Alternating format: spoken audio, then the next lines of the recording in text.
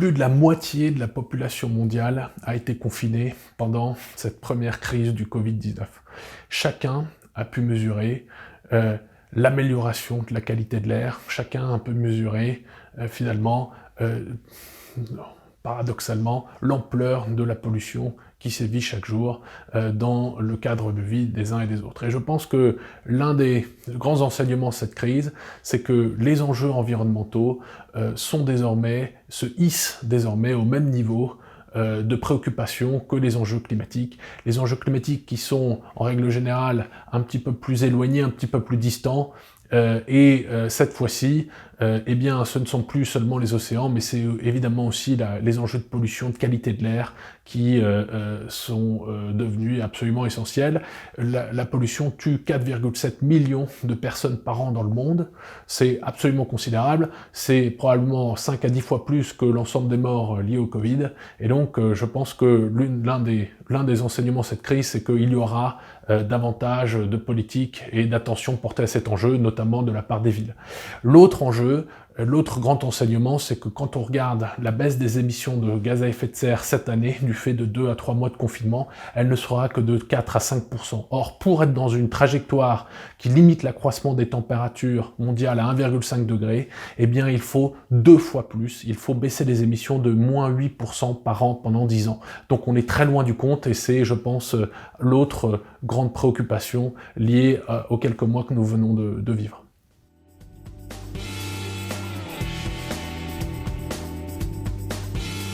Le Green Deal européen est un projet systémique. C'est une ambition d'abord, cela va être une stratégie qui va se décliner dans différents secteurs et cela va mobiliser l'ensemble des acteurs de la société, les pouvoirs publics, le secteur économique, les citoyens. C'est un projet absolument unique qui est d'à peu près de la même ampleur que la Communauté européenne du charbon et de l'acier proposée en 1950 par Schuman. Et de ce fait, c'est finalement une ambition qui est historique, sans précédent, et qui va se dérouler au cours des 30 prochaines années, l'objectif étant de viser la neutralité carbone en 2050. Alors, cela va se jouer sur 30 ans, c'est le temps qui nous sépare, si l'on regarde en arrière de la chute du mur de Berlin, c'est en soi relativement long, mais en réalité la principale bataille, le principal enjeu, c'est la mobilisation, et qui démarre dès maintenant, parce que les cycles d'investissement sont longs, parce que l'urgence finalement est là aujourd'hui, ce n'est pas dans 30 ans, et donc il faut démarrer et accélérer, et l'ambition c'est de lutter contre tous les gaz à effet de serre, d'une manière générale, pas que le CO2, c'est de mobiliser toutes les politiques, tous les éléments de la société, de ne pas que se concentrer sur le secteur de l'électricité comme on l'a fait jusqu'à présent, mais aussi d'aller décarboner l'industrie, l'agriculture, les transports, et finalement, c'est progressivement améliorer le bien-être des populations européennes et devenir leader dans cette transformation dans le monde.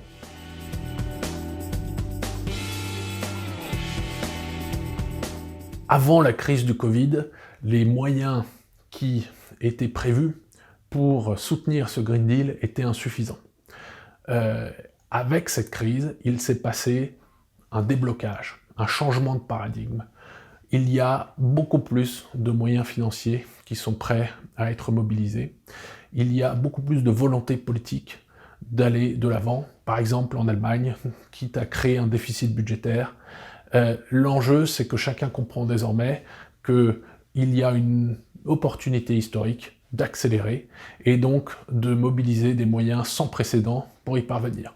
Le défi, c'est que les entreprises, le secteur privé sont affaiblis, leurs capacités d'investissement sont moindres et donc le gros enjeu, c'est qu'il va falloir mobiliser plus d'argent public, plus de financement public pour tirer ces investissements. Et je pense que les discussions sur le plan de relance européen eh bien, montrent qu'il y a une vraie prise de conscience de cet enjeu-là et l'on va arriver finalement avec d'autres moyens, d'autres instruments et cela va dans le bon sens. L'accélération doit intervenir dans les 3 prochaines années. Les premiers résultats arriveront d'ici 5 à 10 ans pour 2030.